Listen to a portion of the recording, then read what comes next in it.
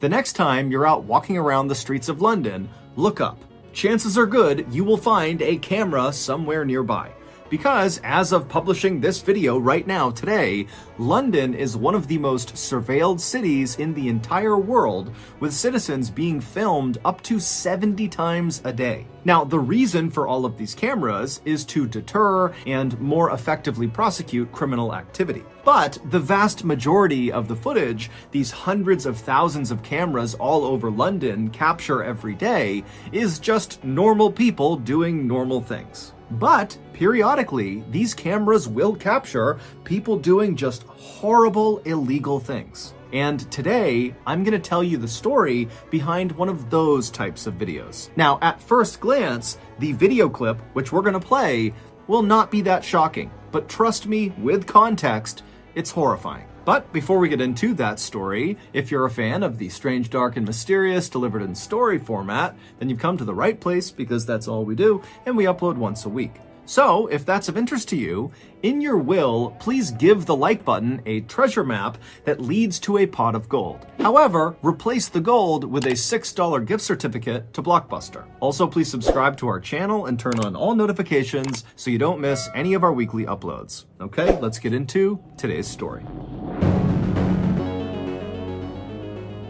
On the morning of Friday, June 11th, 2021, in a suburb in the northwest of London, a man named David Klein woke up to his early morning alarm. David rolled out of bed, he got dressed, and he very carefully made his way downstairs to start getting ready for work. As David moved around this old brick house he was in, he was very careful not to make much noise because he didn't want to wake up his roommate, a 67-year-old widow named Deborah Chong. Deborah was technically David's landlord, but she didn't charge him any rent. The two had met in church, and when Deborah had learned that David didn't really have a place to live, she had immediately volunteered her house and told David to come live with her for free. David couldn't believe her generosity and immediately took her up on the offer. And then after he had moved in, he learned that he was far from the first person who Deborah had allowed to come and live in her house rent-free.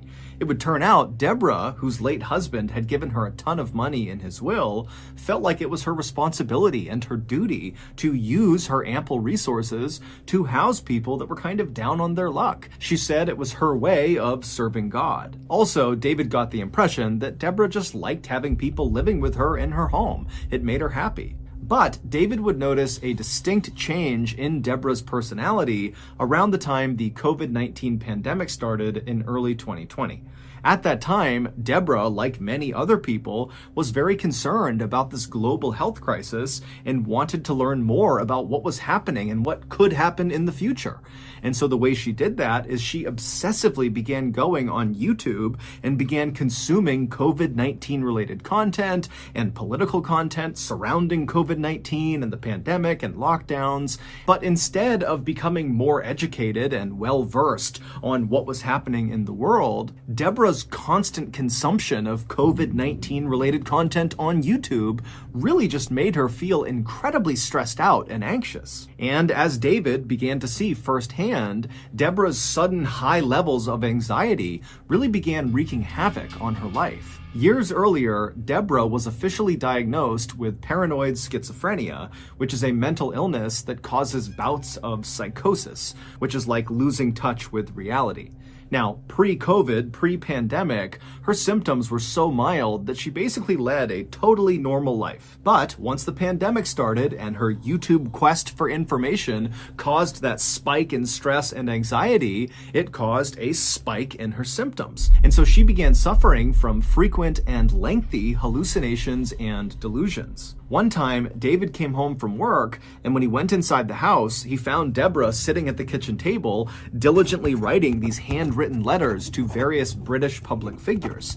And when David asked her what she was doing, she explained to him that these British public figures were speaking directly to her through the YouTube videos she was watching. And so these handwritten letters were her response letters back to these public figures. In May of 2021, Deborah's hallucinations had gotten so bad that doctors intervened and forcibly injected her with an antipsychotic medication. And while these meds definitely reduced Deborah's symptoms, they also had some pretty negative side effects as well. Namely, they totally curbed her appetite and they made sleeping really challenging. And so pretty quickly, those two side effects combined made Deborah feel really weak and tired basically all the time, to the point where she sometimes needed David to literally hold her up by her arm just to walk down the street. Now, David, of course, had no problem helping Deborah with whatever she wanted. I mean, she had done so much for him, but David had work, and so he was only really available to help her in the mornings and in the evenings during the week. And so he had actually spoken to Deborah about hiring a full-time caretaker that could live with her and just take care of her at the level she needed all the time. And Deborah was open to it. She actually called a company that offered that service, and they told her they would get someone out to her, but it would take some time before her caretaker was actually assigned to her. Now, David was really pleased with this development, but he really wished they would speed it up, because again, every time he was away all day at work, he knew Deborah was home by herself, and so he was just so worried something was going to happen to her when he was gone. So after David gathered up all of his things and very quietly made his way from the kitchen to the front door, he paused for a moment and said a silent prayer in his head for Deborah's safety and protection while he was away at work, and then he opened the front door, quietly went outside, shut the door behind him, and headed off to work. A few hours later, David came home from work, he went back inside of the house, and the first thing he did is he called out for Deborah. But Deborah didn't call back, and the house was very quiet, and so David took off his shoes and walked around the first floor, kind of calling out for Deborah as he walked, but again, there was no answer. And so after walking the whole first floor and not finding her, he yelled one more time really loudly, "Hey, Deborah, are you here?" And after hearing nothing, he pulled out his phone and he called Deborah. And as the phone was ringing, he could hear Deborah's phone ringing upstairs. And so he thought, okay, maybe Deborah is upstairs, she fell asleep, and her phone's just next to her on the bed. And so with David's phone still calling Deborah's phone, David began walking upstairs. And when he got to the top of the stairs, he just followed the sound of Deborah's ringing phone into her bedroom. And when he went in there, Deborah was not in there. Her phone was, though, and so were her glasses. They were both just sitting on the bed. Those were two items that Deborah would bring with her anywhere she went. And so, trying not to panic, David called out a few more times for Deborah, but again, there was no answer. And so after quickly searching her bedroom and not finding her, he searched all the other rooms upstairs, but again, she just was not there. She was not in the house. And so David began calling and texting friends from church and other people that knew Deborah to see if anybody had heard from her or knew where she was. But no one did, and the only people who had recently talked to her said she was totally incoherent, talking about spirits and demons and the destruction of all mankind. And so, believing Deborah must be suffering from a schizophrenic hallucination somewhere out in the city, David picked up his phone again and he called the police. When the police showed up at the house, David filled them in on what was going on, and the police told him, hey, look, we'll go back and review all of the CCTV camera footage taken from outside of your house. We're bound to see footage of Deborah leaving her house at some point, and then we can just watch where she goes. And so David felt reassured, and the police felt very confident, but when the police went back to the station and began reviewing all of this security footage taken from roughly outside of Deborah's house, there was no footage of her ever leaving the house. There was only footage the day before of Deborah going into the house, but she never left. And so naturally, the police went back to Deborah and David's house, and they thoroughly searched that house, believing Deborah had to be in there somewhere. But despite searching everywhere in this house, in every crawl space, in the attic, the basement, every closet, everywhere, she wasn't there. It would take the police nearly a month, but they would eventually figure out where Deborah went. And to say they were surprised at where she went is a massive understatement. But to understand what happened, we have to go back to the very beginning of Deborah's very strange disappearance story.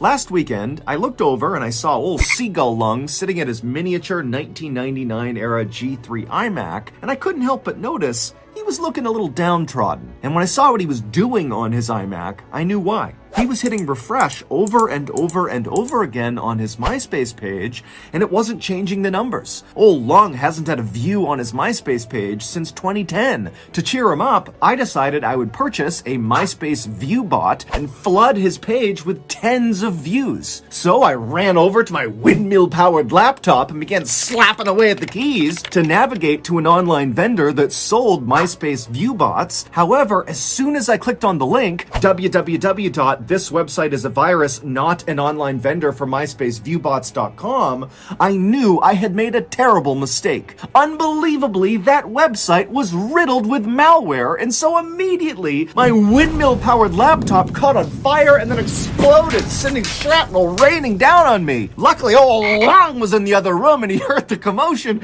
and he leapt into the room and he pushed me out of the way just in time. And then after the dust had settled, old Lung gave me a big hug and then slapped me right in the anti-tragus and said, Papa, wenn du ständig auf gefährliche Webseiten klickst, dann brauchst du NordVPN. Which of course in German means, Papa, if you're going to keep clicking on dangerous websites, then use NordVPN. And boy was old Lungy right.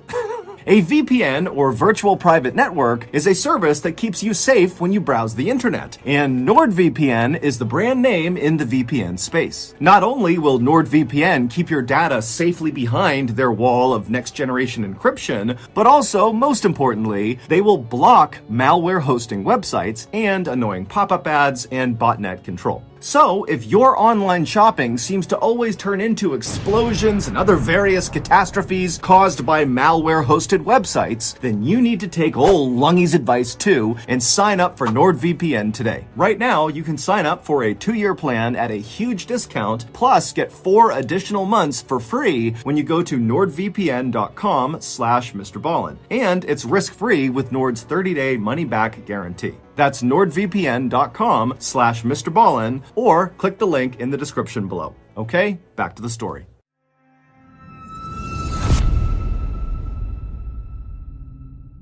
It all started about 10 months before Deborah actually went missing in August of 2020. That month, Deborah met a 36-year-old woman named Gemma Mitchell at one of her church prayer groups. Like Deborah, Gemma was very religious, and so the two women became fast friends despite being 30 years apart in age. Deborah would confide in Gemma about her mental health struggles, and Gemma would confide in Deborah about her house/financial troubles. Basically, Gemma, a couple years earlier, had given money to a contractor to fix up her house, but the contractor had taken her money, not done any work, and then run off, basically robbing Gemma. But Gemma really needed to do these renovations, and so she wound up hiring a second contractor who did begin work, but during this process, Gemma realized she would never be able to recover the money that was stolen from her from the first contractor, and so when she realized she wasn't going to get that money, she knew she would not be able to fully pay the second contractor for his work. And so when the second contractor found out he was not going to get paid, he stopped work immediately, despite the fact that there was no working heat in Gemma's house and there was a huge hole in her roof. But Gemma had no way to fix this, and so she and her mom were just living in this house that was just totally freezing all the time. Deborah had been so moved by Gemma's situation that very quickly after meeting her, she offered £200,000 to Gemma to finish the renovations on her house under the condition that one room in Gemma's new house would be solely dedicated to Christian ministry. Gemma was overwhelmed with gratitude. She could not believe that Deborah was willing to do this for her. And so, of course, she agreed to her terms without any hesitation. After that, the two women began texting all the time about this renovation project. Deborah would suggest paint colors and different things to do with the inside of the house, and Gemma would text updates about the different contractors she had talked to who could do pieces of the renovation. Deborah was always inviting Gemma over to her house, and she even began referring to Gemma as her sister. And Gemma loved it because Gemma actually had always wanted to be much closer with her own biological sister, but they had kind of drifted apart. And so for Gemma, Deborah really did feel like the sister she was supposed to have. But their relationship was about to change drastically. In May of 2021, so 8 months after the two women met for the first time, and 1 month before Deborah would vanish, Deborah was forcibly injected with that antipsychotic medication in order to combat her paranoid schizophrenia. And right after Deborah got this injection, she began treating Gemma totally differently. She basically stopped communicating altogether with Gemma, and then in the rare times she would text Gemma, it was just to berate her about being a hoarder or being too messy and sloppy. Gemma didn't really know what to make of her friend's new behavior, but she knew, Deborah was going through a really tough time, and so Gemma just kind of took the abuse and didn't say anything. When Gemma did try to talk to Deborah by asking about the renovation project, which was quickly approaching on the horizon, Deborah would tell Gemma not to talk about it, that it was too stressful and just don't bring it up again. And then one day, Deborah just called Gemma out of the blue and said, "I'm not funding the renovation anymore, it's over, you're on your own." Gemma felt totally devastated and pleaded with Deborah to please reconsider. But Deborah was not about to change her mind, and in fact, on this call, she would tell Gemma, hey, you should just sell your house. And in fact, until you sell your house, don't contact me. And then Deborah hung up. Gemma didn't know what to do. She felt like she really could not sell her house because it was kind of like a family heirloom that had been passed down for generations, and so it just felt wrong to sell it. But on the other hand, without help, she would never have enough money to fix the house up. And so she was totally stuck, and she felt like her only option was to go to Deborah and have one more conversation and just really plead her case and see if maybe there was some chance Deborah would change her mind. So, on the morning of June 11th, 2021, so this is the day that Deborah goes missing, Gemma showed up on Deborah's porch and rang her doorbell. She arrived just after David had left for work. A few moments later, Deborah slowly made her way to the door. She opened it up. She saw Gemma out there and asked, what's going on? And Gemma just very politely said, "Would you please let me come in? And can we just talk one more time about the renovation?" And Deborah, who was not very enthused at the idea of having this conversation, said, "You know what? Okay, come on in." And so Gemma would go inside and the two women would go sit down and they'd exchange some pleasantries. And then at some point when there was a break in the conversation, Gemma brought up the renovation. She had actually written out this whole speech about how incredible Deborah was and how these renovations, if they went through with them, would mean so much to her, Gemma, and her family. But as Gemma is going through this pitch, Deborah just cuts her off and says, "Gemma, I'm sorry, but my decision is final. I am not paying for the renovation. I'm sorry." A little while later, both Gemma and Deborah would leave Deborah's house. And there actually is CCTV footage that shows the pair walking on Deborah's street right outside of her house. However, the reason the police did not flag this footage when they first were scanning all of that footage to figure out where Deborah went is because when you watch the footage of the two women together, it actually only looks like one person. It looks like Gemma. But Gemma is wheeling a huge suitcase right behind her, and as it would turn out, Deborah was inside of it.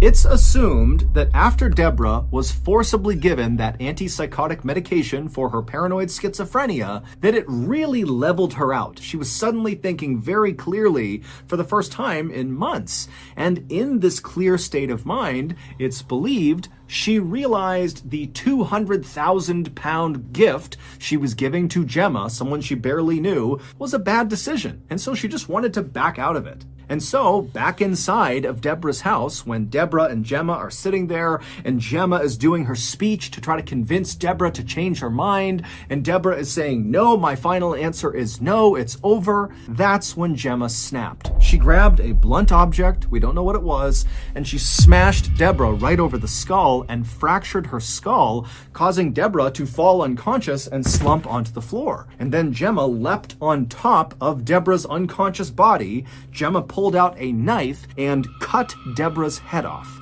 And then afterward, Gemma cleaned up all the blood in the house and then stuffed Deborah's body and head into that big suitcase. And then after Gemma stole several legal documents and a copy of Deborah's will, she walked out of Deborah's house with Deborah in the suitcase behind her. Gemma would walk with Deborah all the way back to her house, and then she would leave the suitcase, with Deborah still inside of it, in her backyard. She would just leave it there for 2 weeks, and then after those 2 weeks, Gemma would take the suitcase again, still with Deborah's body inside of it, and transport it 250 miles away to a seaside town where she would dump it. And in that seaside town, some vacationers would discover Deborah's body and call it in to the police. On July 6th, 2021, police would arrest Gemma on suspicion of murder.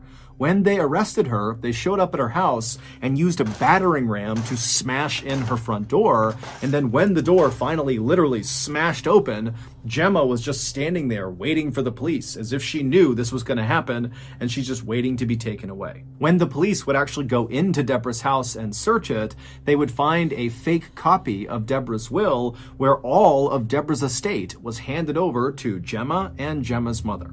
In October of 2022, Gemma was found guilty of murder and sentenced to life in prison with a minimum term of 34 years. To this day, Gemma insists she did not kill Deborah. So that's going to do it. If you got something out of this episode and you haven't done this already, in your will, give the like button a treasure map to a pot of gold, but replace the gold with a $6 gift certificate to Blockbuster. Also, please subscribe to our channel and turn on all notifications so you don't miss any of our weekly uploads. We have a podcast called the Mr. Ballin Podcast that puts out brand new exclusive stories on Monday mornings, and on Thursday mornings, we put out the remastered audio of our best YouTube videos. Again, it's called the Mr. Ballin Podcast, and it's available exclusively on Amazon Music. Consider donating to our charity. It's called the Mr. Ballin Foundation, and it provides support to victims of violent crime as well as their families. Monthly donors to the Mr. Ballin Foundation Honor Them Society will receive free gifts and exclusive invites to special live events. Go to mrballin.foundation and click on Get Involved to join the Honor Them Society today. We have 2 additional YouTube channels, Mr. Ballin Shorts and Mr. Ballin en Espanol. We put out near daily content on TikTok, Facebook, and Snapchat. All of those pages are just called Mr. Ballin. If you want to get in touch with me, please follow me on any major social media platform and then send me a direct message. My username is just @Mr. Ballin, and I really do read the majority of my DMs. Check out our merch at shopmrballin.com, and if you have a story suggestion, please submit it to our subreddit just called Mr. Ballin. It's linked in the description below. So, whether I see you on Twitter, Instagram, TikTok, Reddit, YouTube, Facebook, other YouTube channels, the podcast, wherever, just know that I really appreciate your support. And until next time, that's going to do it. See ya.